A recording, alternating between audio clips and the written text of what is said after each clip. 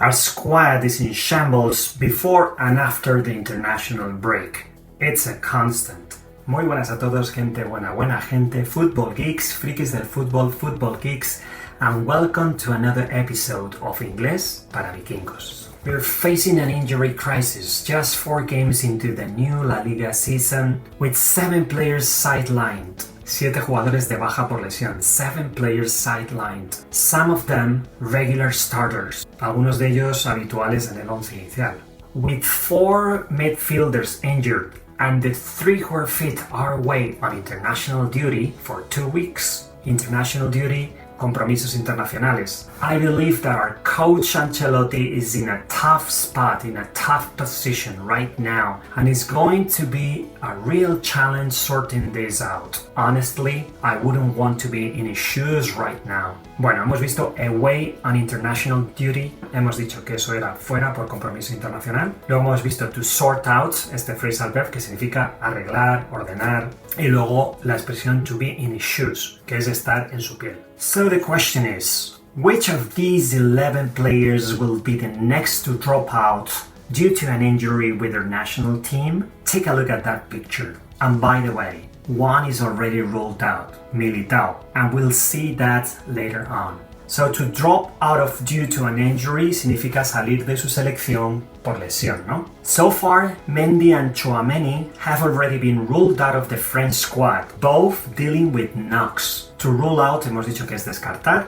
y knock es la palabra para decir una contusión, un golpe. So as I was saying, 4 midfielders are injured, and the 3 who are fit are away on international duty. Fede, Modric, and Güler. Then, Tchouaméni and Mendy got out of the French squad. I think Mendy was dealing with a tibia issue and Tchouaméni was having some problems with his right foot. They were both knocks, golpes, contusiones. But before that, Ceballos had to pull out after the Betis game with a grade 3 ankle sprain. El phrasal verb to pull out significa retirarse. También podríamos haber utilizado el verbo to withdraw.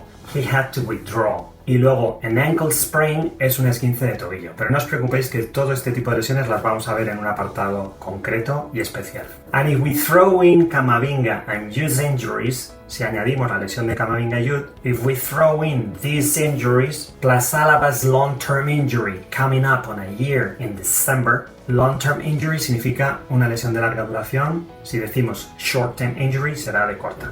And also the young academy player Joan Martínez, ese academy player es el término para decir jugador de la cantera, who tore his ACL in August, que se desgarró el ligamento cruzado anterior en agosto. We're looking at 7 players out. 7 players out. By the way, I'll dive into what ACL stands for in more detail later on. Stands for es un phrasal verb que significa lo que representa. Normalmente cuando hablamos de alguna sigla, de alguna abreviatura, decimos it stands for. So far we have. Por ahora tenemos Alaba, Joan, Militao, Mendy, Jude, Camavinga, Ceballos, Tchouaméni, and to top it all off, y para más Henry, to top it all off, I found out that Militao picked up another injury. He had a right thigh pain after training with Brazil. A thigh pain es un dolor en su músculo derecho. But to make things even worse, y para poner las cosas mucho más feas, I heard on the radio last night that Rudiger is being looked after due to a possible arthritis in his knee. To look after es observado, cuidado. I'm not really sure whether it is arthritis or arthrosis. So these 2 more players both adding to the growing list of injured players. What a bummer, que putada. So the count would go up to 8 or 9. Not bad at all, right? On top of the 7 competitions we've got to play this year. Now with the Nations League break, our squad is even more battered than ever. Está más desgastada, más machacada que nunca. Okay, Vikingos, so I'm showcasing now and presenting now some of the injuries we currently have in our squad just before making this video. I'll go over them briefly, but make sure to pay attention to the vocabulary you can pick up from it, right? Okay, let's start with Alaba. He has the most severe injury. He tore his ACL in December. Injury es la palabra para decir lesión y el verbo es injure, to injure your knee. This type of injury requires a major surgery and rehab, usually a season-ending injury. Ojo, que he dicho rehab. Fijaos cómo he pronunciado la H, rehab. Y si pronunciamos la palabra completa, no se pronuncia la H, rehabilitation. Then comes Camavinga. He picked up a ligament sprain in his left knee during training in August. Remember? He might come back in late September, but again, this is just an estimate, it is not sure. Normally this type of injuries range from 4 to 6 weeks depending on the severity. Then we have Vallejo, who is struggling with a muscle overload. A muscle overload es como una sobrecarga muscular, a muscle overload. He's expected to be back in training this coming week. And let's cross fingers because we need now center backs more than ever. Center back es el término para decir central. You normally deal with this type of injuries between 2 to 6 weeks, depending again on the severity. Then we have Bellingham, who was sidelined with a muscle injury in his right leg, remember? And he's expected to return by the end of September too. Normally this type of injuries take from 2 to 6 weeks, depending on the seriousness. Now let's deal with Mendy. He picked up a right tibia injury during the international duty, and I think he could be back by the end of the month too. Now Tchouaméni, I think he has a foot injury, but could still feature in the Real Madrid derby on September 29. La expresión he could still feature significa podría ser de la partida. Normally this type of injuries take from 6 to 8 weeks. It's a very remarkable time on the sidelines, but normally this type of injury has a full recovery. And then we have Dani Ceballos. I think he's facing the longest layoff. Ese layoff es el periodo de baja. He has a severe ankle sprain and ligament damage. He's expected to be out until November, missing some Champions League fixtures. Fixtures, enfrentamientos. También se utiliza esta palabra para decir calendario, the matchup fixtures, el calendario de enfrentamientos. Normally, this type of injuries have a recovery time that ranges between 1 and 4 weeks for mild sprains, but up to 8 weeks for severe ones. It's a common injury and very manageable with rest and physio. And finally, I'd like to show you some of the most common football injuries, from the more serious to the less severe ones. You can see them right there, and I'll go through them one by one. Number 1, the Achilles tendon rupture. Less common in Real Madrid players, by the way. One of the most favored footballers who suffered this injury was Zlatan Ibrahimovic in 2017. It takes a very long recovery, often requiring surgery and extensive rehabilitation.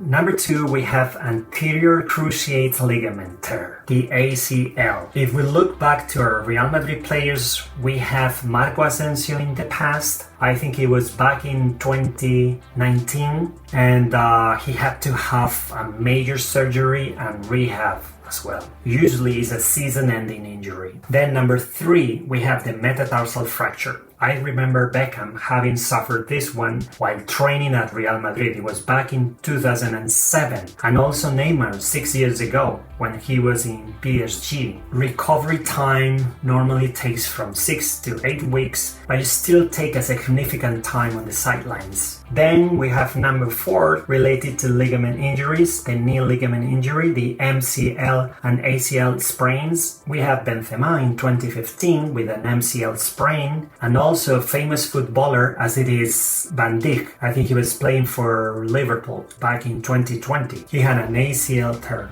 The recovery time takes 6 to 9 months for an ACL tear and 4 to 6 weeks for MCL sprains. Then we have concussions. A concussion es el término para decir una conmoción cerebral. I think that Courtois had one in 2021 with Real Madrid. Normally it takes very little to recover, from 1 to 3 weeks depending on the seriousness. But one thing is true, you have to be fully recovered before returning, as repeated concussions can be dangerous, very dangerous.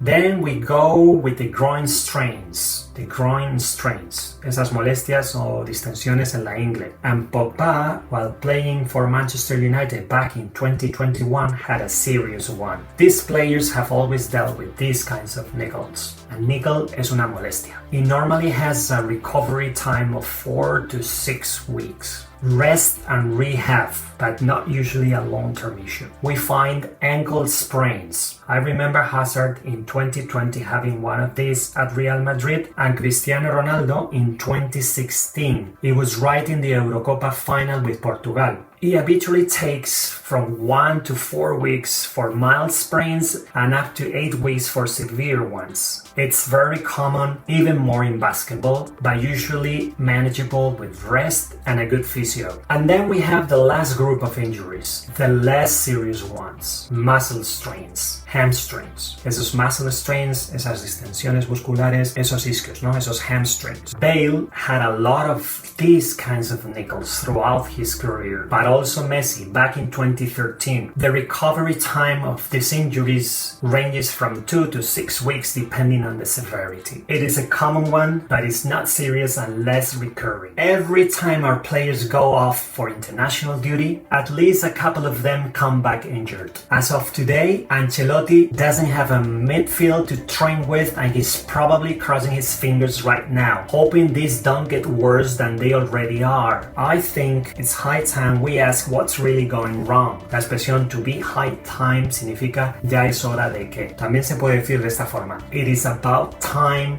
we ask ourselves what's going on. Did we start preseason too soon after having played Copa America and the Eurocopa? Should there be fewer games in August? Maybe we need to rotate more and give key players a break, especially those on international duty. Either way, Real Madrid always seems to get the worst of it. Hope this video gave you a good rundown on football injury vocabulary. A rundown significa como una reseña, como un informe. If you enjoyed it and picked up something new, make sure to hit that subscribe and like buttons to help this new channel grow. Thanks for hanging out, Vikingos, and I hope you have an awesome day.